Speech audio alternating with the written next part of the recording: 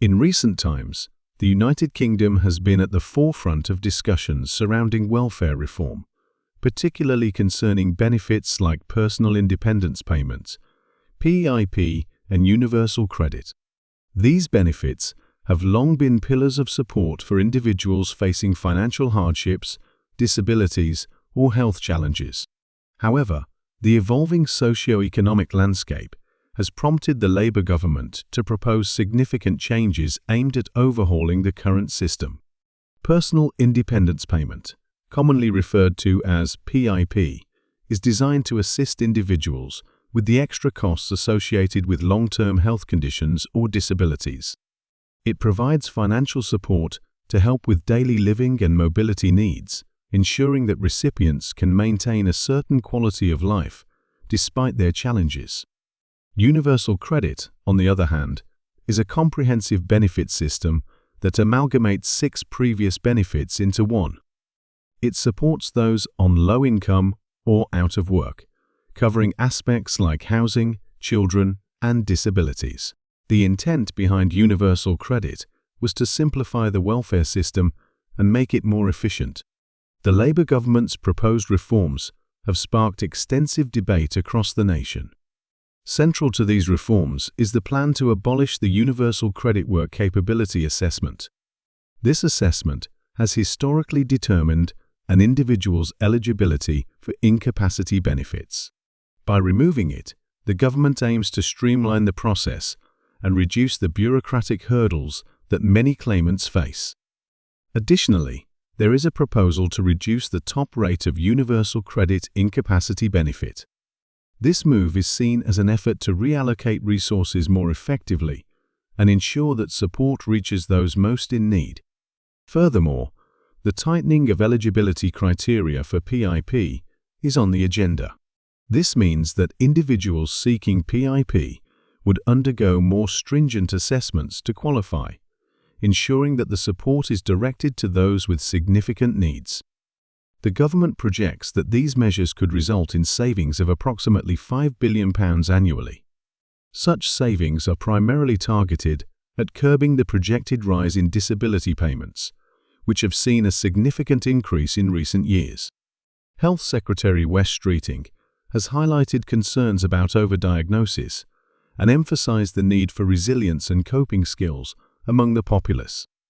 He suggests that the current system may inadvertently encourage dependency, and these reforms aim to address that issue. Work and Pensions Secretary Liz Kendall has also been vocal about the necessity of these changes. She argues that the existing welfare system is unsustainable and that reforms are essential to ensure its longevity.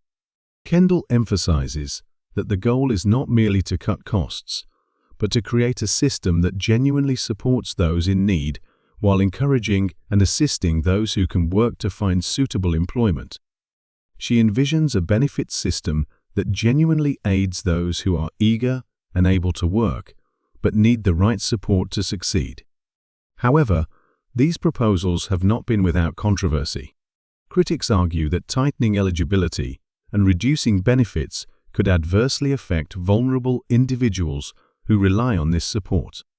There are concerns that such measures might push more people into poverty and exacerbate existing inequalities.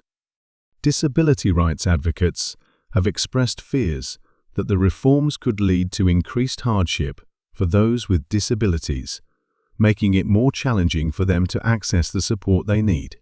The political landscape within the Labour Party has also been affected by these proposals. Tensions have risen as several Labour MPs and ministers express deep concerns over the potential impact of the cuts.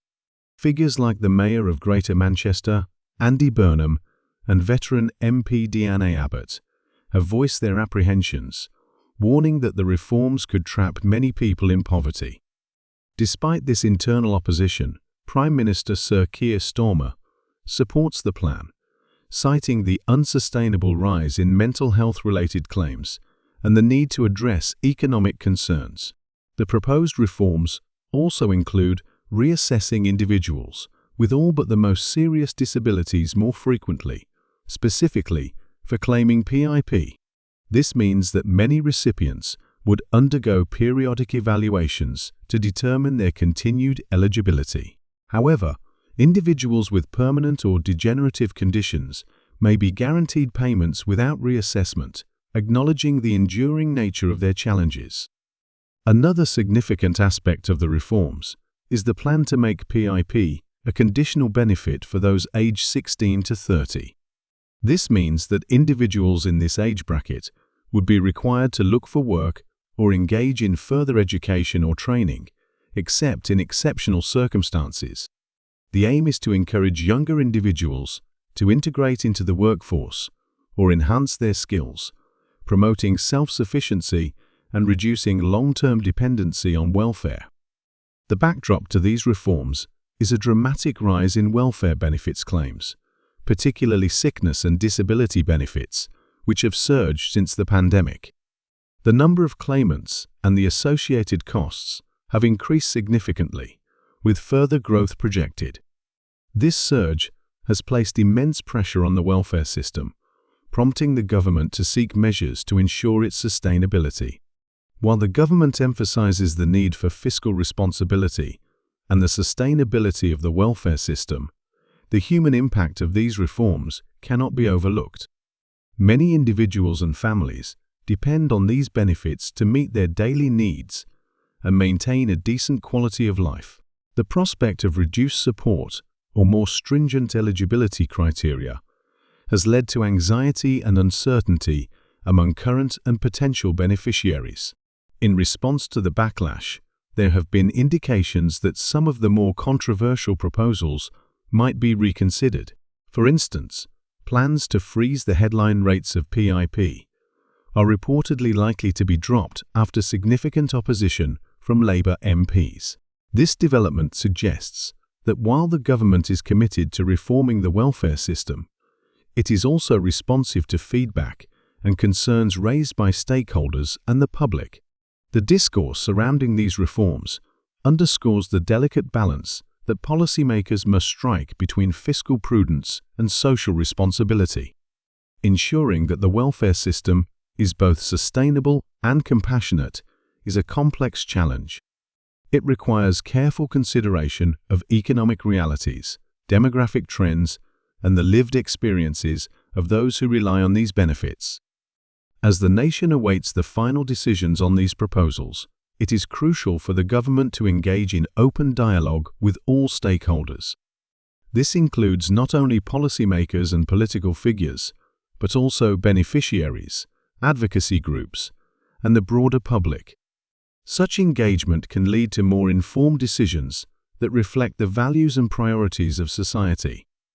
In conclusion, the Labour government's proposed reforms to PIP and universal credit represent a significant shift in the UK's approach to welfare. While the intent is to create a more sustainable and efficient system, the potential impact on vulnerable populations necessitates careful consideration and, where necessary, adjustments to ensure that the reforms do not inadvertently cause harm.